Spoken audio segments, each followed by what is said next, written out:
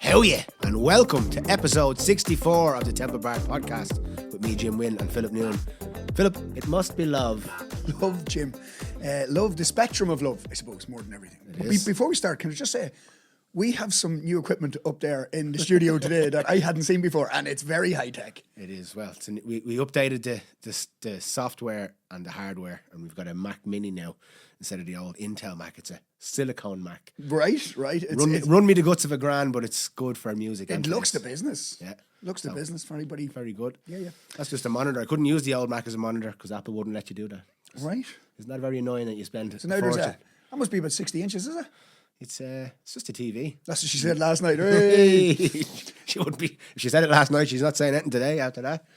So, folks, what I was going to say was, if you haven't gone back and listened to our last episode with Dale O'Hanlon. Yeah, Dale. We've got actually a lot of great feedback about Unbelievable. That. Everyone said it was the funniest episode we've done, and I think unbelievable. I would agree. Yeah, I would. Yeah, Dale is some character. He is a character, and yeah, he was great. We'll definitely have him back on. We love Dale here at the Temple Bar podcast. We do. We love Dale, and yeah, he was just hilarious. Yeah, like hilarious. It was funny because we were laughing when we picked him up in the car. Yeah, we knew it was going to be good when we had him on. And even when we were finished, like he doesn't stop. He just keeps going. If you've seen Dale on the episode, that's what he's like all the time. He lights up a room kind of fella. So we love Dale, and go and listen to that episode if you haven't listened to it already. But now we're focusing on love because it's coming up to Valentine's Day, which you can say is just a corporate reason for love. A Hallmark holiday. A Hallmark holiday and all that jazz. But isn't love everything there is? And so we thought we'd talk about love and its various manifestations. And well, I suppose to talk about conventional love, right? So, Love Actually is probably one of my favourite films. Love Actually is if you've seen Love Actually, you've seen every what's his name? Every Hugh Grant film ever. Hugh Grant film ever, yeah. But yeah, it's my missus' favourite as well, actually. It's it's deadly. And just I think I love you. Oh, Hugh. And Hugh was bowled off the screen. Hugh, allegedly. Hugh was bowled off the screen. His destiny was in his own hands. He was bowled. Right, Jim, love. Yeah. Right. So let's go back to the beginning. Right. Let's go back to the beginning. Let's go with the religious format of love. So Adam and Eve. Yeah. Well, Adam and Eve and temptation. Right? Because you've got that very famous it's at every wedding. It's that is it a psalm or a proverb or something? Love is kind. Love is not jealous. Love is not boastful. Love is not. It's read. It's one of those very famous wedding things, and I think that goes back. Does go back to like Adam and Eve, the very beginning. You've got a man and a woman, but you have temptation, right? So if we're going to go with like human love, right? Okay. As opposed because the difference with me and you now when we're going to do this is you're going to focus on love as a whole, as everything that it is. Yeah. So I'm going to start by just going. Yeah, no, I know what you're trying to do, but I just want to say that wasn't the start. Adam and Eve is just one of the dualities, man and woman, of love. Yeah, exactly. Yeah, no. So that's what I mean, right? So man and woman, man and man, woman and woman. Yeah. And everything, like, I'm not leaving anybody out there, like everything. So personal romantic relationships, right? So that's how it started, and it was. This is what it is, and you're told not. Some people believe that humans were never meant to be monogamous creatures because, like in the animal kingdom, you've lions riding all over the place. Yeah, but you've penguins that made for life as well. So, well, except for that little bastard that ran for the mountain.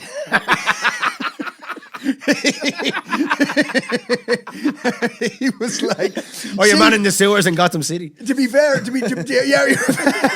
Oswald Cobblepot. Yeah. So famous fucking Lothario. You know Oswald. something, right? If that's actually very good, because so penguins are meant to mate for life. Yeah. They had a little row. She annoyed him. Right. And he said, "I'm running to that mountain and I'm gonna die up there." Fuck yeah. So I mean, it does go to show you, like,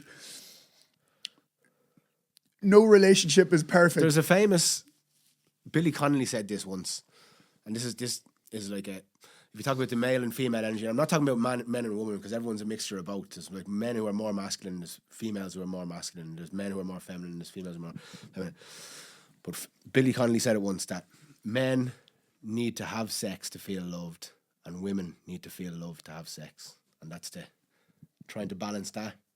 Like, and talk about the female energy needs to feel appreciated, loved, like something's being paid attention to, being worshipped in a way, needs to open up to feel loved, whereas the male energy wants to connect and then let love blossom. You know what I mean? So it's like two ways looking at the same thing, like every other duality. So that's the male. I like that little hand motion there in the middle. That was very Freudian. Good. And then it needs to just connect there. Yeah. It needs to, and it always stuck with me, that line, because there's a bit of truth to it. Like, if you think, I mean, it's not universal to everybody, because there's nothing that's 100% anything, but it's something there's a lot, like, well, it's changing now because of the fast duality collapsing. But it used to be that men would court women and women would be, and it's in different. Do you know what I only found out actually this week? This is a bit off topic but on topic. That in India, if they don't tell you the sex of the baby, in the parts of India anyway, they don't tell you the sex of the baby, because a lot of people would abort if it was a woman, if it was a girl, because in India, and I always thought it was China had that because of the the one child policy. Yeah. But in India, it's because if you have a girl, you have to have a dowry to pay for the wedding, and the wedding, for the family and all. So it makes it harder for people. I never knew that. So I learned something new this week about that. Jeez, I didn't know that at all. Yeah. So we have, like, in the West, a way of falling in love. Generally, it's been like, you're out, you meet people in your local area, people whose families have grown up together, or else you're out in the town somewhere, you meet someone. But in other parts of the world, it's more arranged. Or, like, if you talk about, like, traditionally true royal things all over Europe and all over the world, they're kind of interrelated. Like, families would marry into each other to keep the power up and all. So there's all sorts of different ways of connecting romantic love. It's funny though, because I actually knew a girl from India, and her family at one stage were being brought, like, summaries of men. Right. So, like, families would bring like let's say she worked in aviation. 6 million, 5-inch cock. No. So, like, 60-inch cock, 12.50. So, like, so what they do is they'd bring, like, it was basically like a little menu or manifest, or like basically a summary of the man, his job, like his so let's say like he was a pilot, or he was, like, whatever, and that's how they sell, like, actually their sons and all, like, you know what I was watching last night, and actually, their daughters, something called Hunters. It was about, like, the survivors of the concentration camps who went hunting Nazis all over America and the world. But there was people in that who, like, there was Jewish people after the Holocaust had matchmakers. It was people, it was a woman, or usually a woman, who found, like, different families who survived the Holocaust and put them together to try and resupply the Jewish ancestry, because there was so many people killed from it. So that was another way people are brought together. That's a trauma bond. Trauma bond, yeah, and it's a bit like, and like everything, like we talked about on the podcast before, these things have a tendency to repeat. Like, if you were abused as a child, you're more likely to abuse as an adult. Same as the Israelis. Israel was formed by people who survived concentration camps, and a lot of them had to do horrific things just to get through that. So then when they build their own country, it's built on more, like, it becomes a bit more right-wing itself.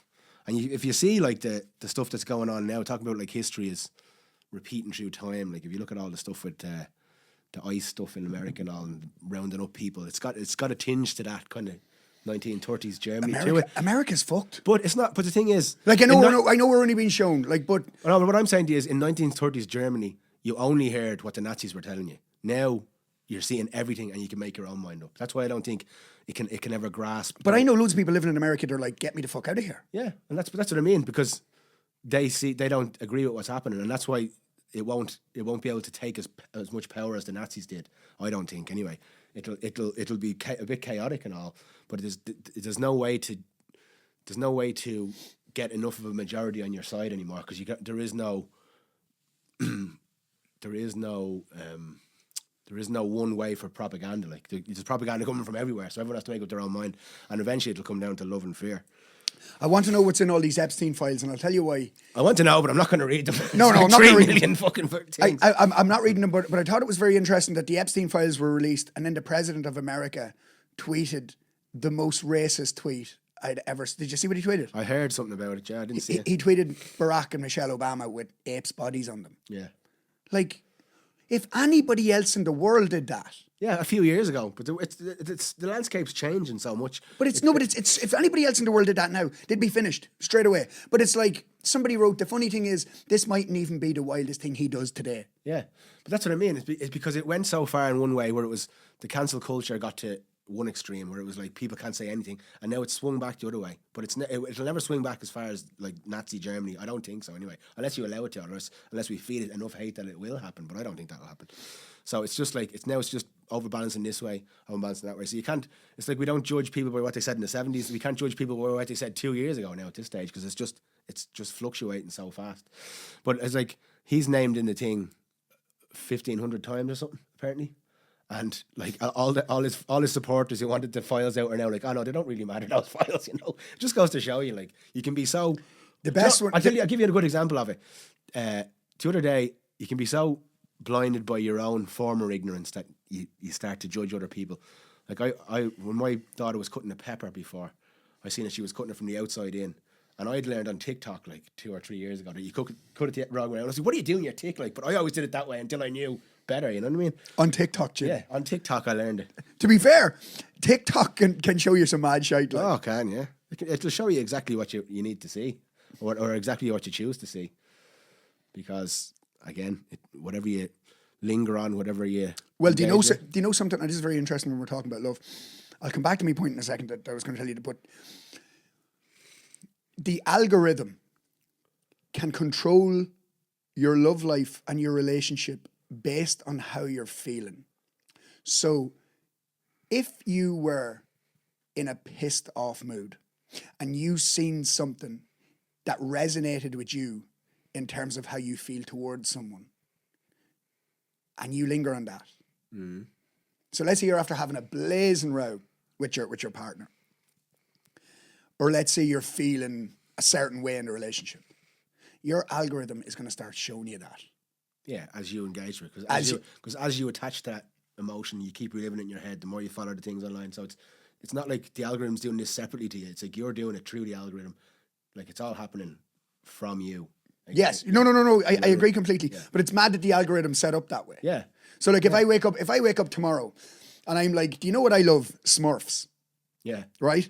And not sexually, like just like no, we're not quite there yet. We're not at the Smurfs. Was it Daisy Smurf? She's pretty good. But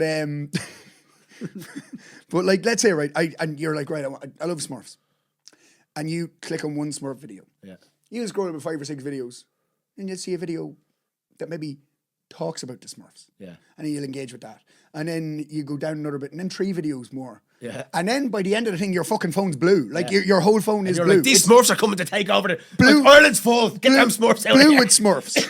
Yeah. But it's the same with everything. It's the same with immigration. It's the same with relationships. It's the same with sharks for you. Yeah.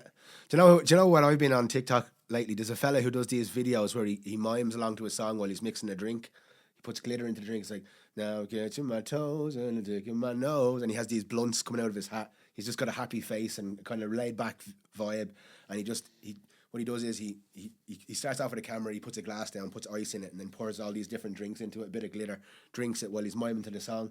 And it's just a lovely vibe to it. And whoever wrote that song owes him a fucking fortune because he's like, is it the same song all the time? It's the same song nearly all the time, not all the time, but nearly all the time. It's the same song, and everything has millions of views. Well, I'll tell you something. There's a lad I know. I'm going to give a shout out to him here, and I know his name is something Sups. This boy's called something Sups. Something Sups. Yeah. So a lad I know, I'm going to give him a shout out here, because I know a lot of people who know him listen to the podcast. But his name's Shane Reynolds, right. And over COVID, you might have seen this. He was making these videos and he deleted them all out. Like he deleted the account, and it was on the cusp of greatness, where it was him in an Enya t-shirt with his cat, with like the same Enya song playing all the time. So it was like, who can say where the road goes? You know that, like, Sail away. It could have been Sail Away. It was one of those. It was one of those Enya songs, and it was just him staring deadpan into the camera, and then or he'd do something like, but he was always deadpan, or he'd like come into the frame, or he was just like, it was always real deadpan, and it was really creepy but really funny. And people were going mad in the comments of it and all. They were like, oh, you'd like, what a weird bastard and all. And then he'd post the same video. He'd post something similar the next day and all. Yeah. And it was like, I seen them and I was like, this is fucking brilliant. And then after a while I was like, this is going to be massive. Yeah. I was like, once this gets out there, this is, because it was the same song, same thing all the time, but just like different ways. Yeah. And sometimes he'd have the cat, sometimes he wouldn't. And it was balls deep in lockdown when everybody's head was going. Yeah. That's exactly the same kind of layout as this fella. It's got the anchor that's the same. It's the song. What he's doing is the same, but he always does it slightly different, dress different, does different drink and all. But yeah, it's just an interesting, and it's funny because when it comes to popularity, it's hard to tell what's going to be popular or not popular in terms of stuff like, and it's going to get more that because like we're in a reality now where we have to, if we want something, we have to make it, or we have, so far we've had to create it, but now we're getting a taste of being able to create instantly through AI. Like if you think of pictures you can make, whatever the thumbnail for this episode is going to be made by AI. So I saw a picture today of your son jumping on a horse, jumping So Joan was on a little pony today, but then his ma put it through ChatGPT, and you can see him jumping over logs on the horse. Him, a little 3-year-old, like, so it's crazy, and it's the same with all the videos you see, and so we're that's just the beginning of us being able to create instantly, and I think that's the next level of our consciousness, is be instant creation and more understanding of each other. But we're going through a part now where we have to choose a polarity between love and fear, and that's. I'm going to point it towards love, and love means unconditional love, like not a. Like, you know, you love your partner until they betray you or they annoy you. Unconditional love loves despite any outward appearance. Well, I saw some very intense love the other night. So I went to see your gig the other night. Camping? No, I went to see your gig the other night in Bruxelles, and I walked in the door. Yeah.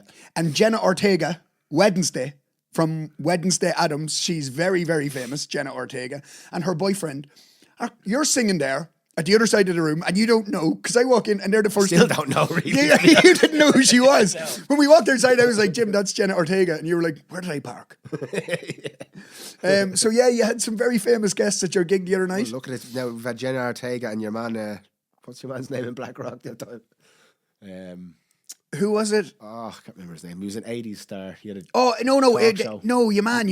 Rob Lowe. You get mad celebrities at your gigs. Jenna Ortega. Jim did a gig and Rob Lowe was asking him requests. Jim didn't know who he was. And then I walked into his gig the other night because I was after going to see a show in the Olympia. I went to see the night Joe Dolan's car broke down, which was fucking brilliant, by the way. Went to the pub, had a couple of drinks, had 3 gins during the first half. The interval had another gin, and then 3 gins during the second half. So by the time I got up to your gig, I was loving life. All ginned up. Gin was the heroin of the Victorian age. Did you know that? The way we have people on the street now, they're generally addicted to heroin or some sort of opiate or some sort of drug. But back in the Victorian times, they had gin houses. In fact, they had opium houses, but that was more for high class people. People who were on the street and living rough, and the lower classes, they were all addicted to gin. So gin was an epidemic, like heroin back in Victorian times. Yeah. I love a bit of gin. I don't like gin. I don't like the taste of it. I think it's deadly. It's too dry or something. It makes me mouth all No, I know gin's class. But have you ever seen Once Upon a Time in America? Yeah. Robert De Niro. He's in the opium houses. Oh yeah. And I've seen it's in a few of the old Jack the Ripper ones as well. The old opium houses. So, but like basically, like listen, I'm not condoning heroin or opium or anything like that.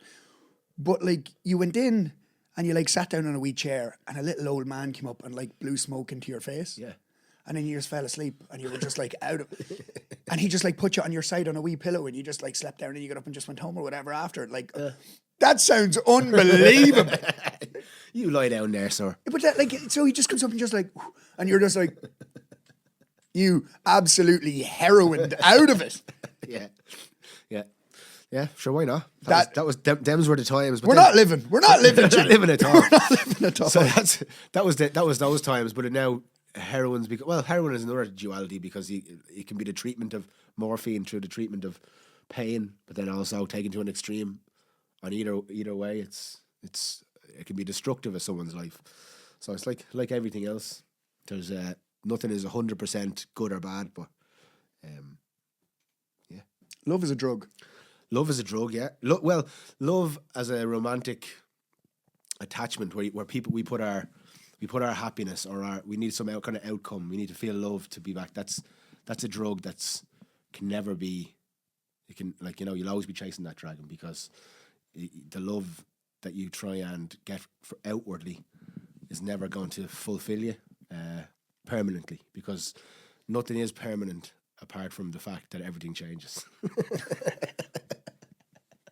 So every time we attach to something and put our happiness on it, we're making ourselves suffer. We don't even know we're suffering. Like it just feels like we're always on the go to get something, and that kind of love can definitely be a drug. This podcast was never going to be about romantic love. Like I kind of like today when I was getting into the car when I was saying, well, it's going to be about romantic love as well, but I'm not as interested in that. No, but what I was saying, so what I was saying to you today, I was like, right, so the podcast was, Valentine Day is coming up, love. I was like, but it was never going to be about conventional love. No.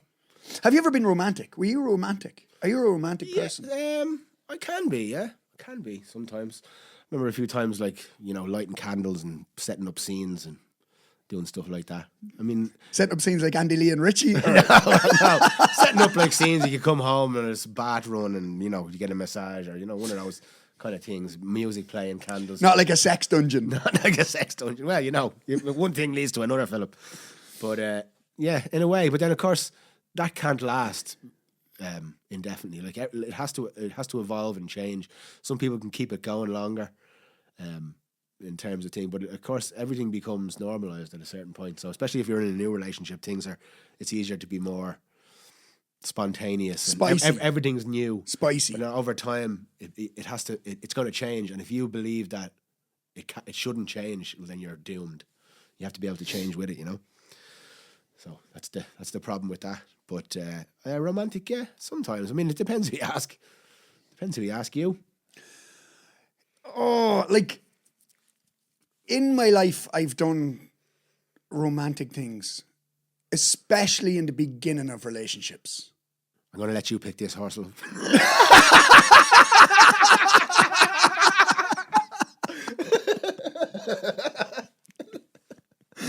Oh, very good.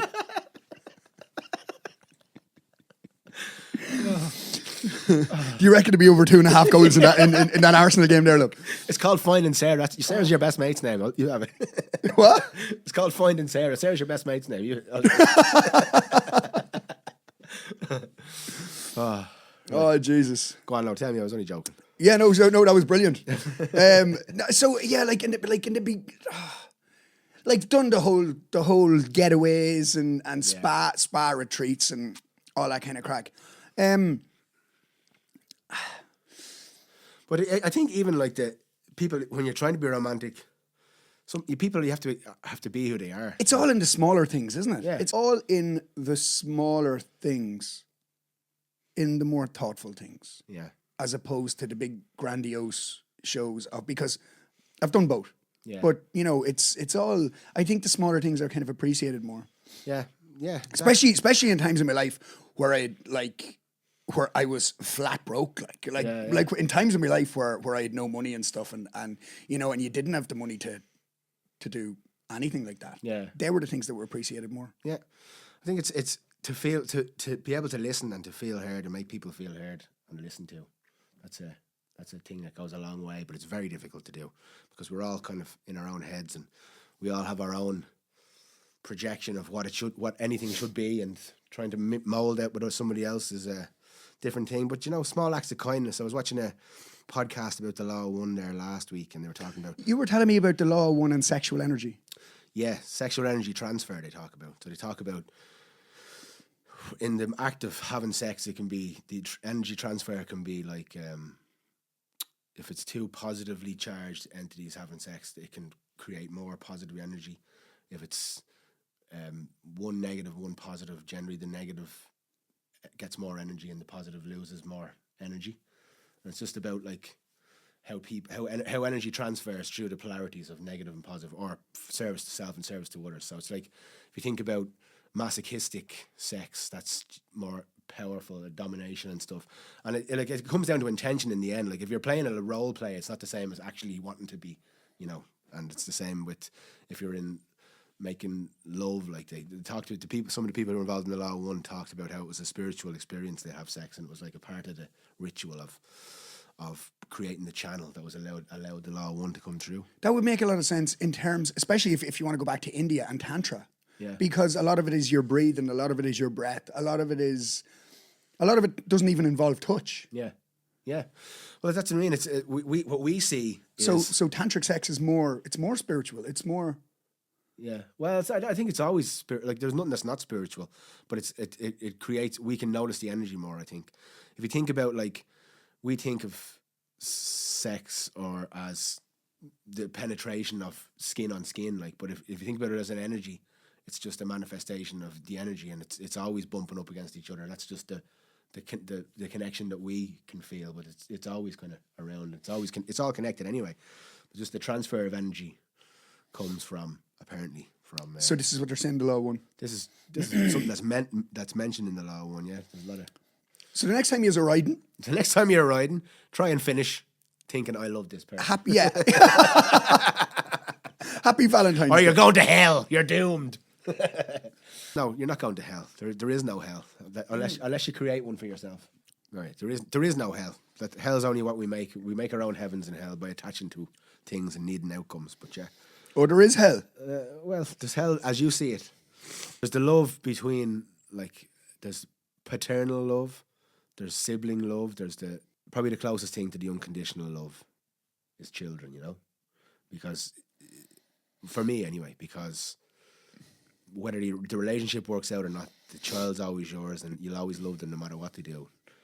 No matter, like, you know, Ted Bundy's man and dad probably loved him still. Oh, Jesus, yeah. Yeah. You know what I mean? So it's... But similarly, wouldn't you always have, like even if you don't see eye to eye with a person, but if you share a child with them, you'll always have a love for them because you created, you know what I mean? Yeah. Well, I think you wouldn't have a child with someone unless there was a strong connection there, and it's probably and all the chaos, whatever comes with it, or whatever, is all part of the karma you have with that person, which is like an energy that needs to be worked out, and there's ways to try and work it out, and the easiest way is to forgive and accept, I find. But that doesn't mean you have to make the relationship work. It doesn't mean that you have to submit to somebody's will and be walked all over. It just means that you have to accept them as they are. You can move on from the relationship, you can try and save it, you can do whatever you want, but just to forgive and accept and not hold on to the need for that person to be some... And sometimes it's not easy. No, definitely not easy. It's definitely not easy. It'll test you. Yeah. Sure it will. It tests you all the time, and you're always grabbing onto, yeah, but if I can't let go of this because she did, or he did, but no, just once you can let it go, it's such a freeing thing. Like I often in meditation, when there's something that's been on my mind or someone that's I've allowed to influence, to put a ripple in my peace, and I'll just let go and say, I forgive that person, I forgive myself for judging this person, I forgive myself for judging that, for judging myself for judging this person. And usually it comes with tears and just like a lovely little vibration just runs up me and off it goes, yeah. See, I wouldn't have the head to sit there for 2 minutes. Like that's because you tell yourself that. No, if you just did it every day, Jim. It's the ADHD. Honestly, as well. I'd be all over the place. Yeah, but my mind races as well. But you have to just bring it back, and you bring it back. You get a few seconds of it here, a few seconds of it there. It's not like I go home and I'm fucking like now I'm floating in the sky. It's like there's thoughts coming through all the time, and sometimes I'm able to just let them go for whatever amount of time, usually a few seconds. So it's not like meditation isn't about like being able to just turn off your mind. It's just about watching it and when you follow it, just bringing it back, because you will follow it. Like everyone, like I follow it all the time. So it's when you tell yourself you can't do it, what's that famous saying? What do you say you can or you can't? You're right. You know what I mean? So we speak our own ability into existence in a lot of ways. And like we said before, I think if we all knew we could fly, we'd be able to fly. But we don't. The problem is that we don't. There's not enough belief and there's too much of a thing, so we're not going to be able to fly, basically. And it's the same, and that's a big extreme example, of course, but when we tell ourselves, like I tell myself, I can't learn German. Like, and I know, I feel like to me, honestly, I can't learn German, but I know if I believed I could, I would. You know what I mean?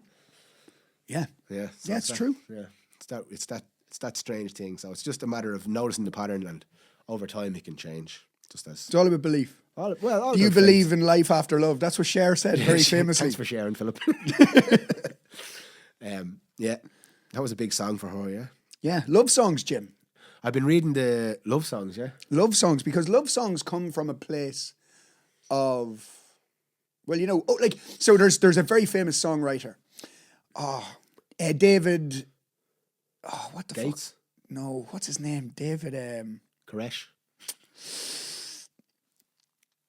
He wrote, he's written everything. Is his name David Arnold? No. Anyway, he wrote everything in The Bodyguard. So he wrote Run to You. He wrote loads. He didn't write I Will Always Love You. That was, I think Dolly Parton wrote that. I think she wrote. She did. I think she wrote it in an afternoon or She something. wrote that and Jolene in the same Jolene thing. The same day. Yeah. So funny. So funny, right? If she wrote those songs, right? Jolene, Please Don't Take My Man, and I Will Always Love You. Yeah. Did she lose them in the morning and then accept it in the afternoon? She was bouncing between the two dualities. It sounds like to me, Philip. Sounded like she was bouncing between the two dualities. And it's your man wrecking her head. Yeah. Or her attaching to some experience she had, or sometimes you write a song and you're just putting yourself in a random experience. You're not actually experiencing it yourself at the time, and that happens a lot. So we can't really know. But two great songs. But love songs, I mean, must be 85% of the songs in the world are what we call romantic love songs. No, not 85% of the songs in the world that have been popular, like hits, are romantic love songs. No, probably, especially in the 90s. Yeah, all true. But even like the 60s, you look at 1994. Yeah, 2 songs dominated the whole year: Wet, Wet, Wet, Love Is All Around, and Bryan Adams' Everything I Do It For You. One of them was at number 1 for 64 weeks and went into the next year, and then the other one took over and was 2 huge songs in my early massive songs. Kiss. Yeah, you were saying about your first kiss. Yeah. First kiss to Wet, Wet, Wet, and I remember watching Robin Hood and the Prince of Thieves in the cinema in the square. The square was only new in Tala. Yeah, the square was only new, and I remember singing it to me man after the film, walking to the car. What age would I be in then? That's very cute. 12, 11. Yeah. So yeah, and these things leave a memory. And of course, love songs. Yeah, everyone loves a love song. It's something that we can all relate to and aspire to. You know, it's funny because those 2 big love songs were it, and I think the next one that took over, I think, was "Gangster's Paradise" by Coolio. Yeah. There was actually a period there where it wasn't like there was a lot of hip hop came in, and it was kind of more braggadocious. More than love, like it was more like, bitch, you better get him, you know. So it was more like, it was more male. I was dying to see what that rap was going to be. I was like, is he going to throw in West Philadelphia? I was like, is he just gonna just go and cancel us right now? He said, bitch, that's all right. He was like, bitch. I was like, that's all right. I was like, Jim. Yeah. So that came in a bit, and I would say that's more of the if male. If you don't know, yeah, that's more the male energy in that. You know what I mean? Like, the more the male energy is the domineering and braggadocious type, and then is that a word, braggadocious? I think it is. Let us know in the comments. Yeah, let us know, because he said it twice and he said it very confidently. Yeah, when he said it the first time, I was like, I was like, he just made up a word. I'm going to leave it. And then he said it again. I was like, nah, Jim, nah. Or am I thinking of Mary Poppins? Braggadocious. I'm pretty sure braggadocious. Supercalifragilistic Jim is braggadocious. Oh, Jesus. Are you tired? I'm rectadocious. Going to bed. Yeah. So I'm pretty sure it's a word, but anyway. So there's the love between siblings, which is siblings and friends, is a love it's kind of unconditional in a way, but also they're the people you fight with most in the world generally. So I have brothers and we've fought many times, but you know, I could have a punch up with my brother, and if someone came along then and hit him, I'd jump on that person. Yeah, You know yeah, of what I mean? course. So there's that. It's underlying whatever's appearing on the outside is the. If you haven't seen the underlying famous love. elbow drop video, it's currently sitting. It's currently touching 1 million views It says on 1 million on the thing today. I've seen it. today. Did we hit 1 million on it today? Today was the first time I checked it in a long time, but it said 1 million on it. Oh, well, there you go. I've been waiting for that to hit 1 million. There you go. So we hit 1 million on the elbow drop. Brotherly love. That's our first video that's done 1 million. Yeah. Yeah. Now we've had big ones like in the 500,000s and things like that, but that's the first one that's There done 1 you million. go. There's no better advertisement for the podcast Than than Jim's elbow brother. drops, yeah. Jim's brother battering him and flipping him off the bed. And if you love stuff like that, tune into the Temple Bar podcast. It's like that. It's basically elbow drops all the time. Yeah, we batter each other. Yeah. So there's that kind of love where, and it's also a love that I remember when I was young, I had a very tumultuous relationship, and my mom heard us screaming at each other from outside the room. And then we were in the middle of screaming awful things at each other. And then my ma came in and gave out to her for screaming at me. And I immediately turned on me ma. Because, you're like, don't talk to her like that. Because it's so confusing, this kind of attachment love and this, like, you don't know. You feel like you're on one side, but then instantly you can be turned. And it's the same. Yeah. It's just an interesting way that humans work. Wild. Yeah. But we just have love for everybody. Yeah. So In the run up to Valentine's Day, we hope you can find love, whether you're single, whether you're not single, whether you're in a relationship, whether you're alone, whether you're not alone, whether you're seeing someone, whether you're not seeing someone. We just hope, whether you're sick, whether you're in hospital, whether you've got someone sick in the hospital, whether you're not feeling well mentally, we hope you can find a bit of love in something. Yeah. Especially if... And there is love in everything. Yeah, like especially around, mental health now is a big thing.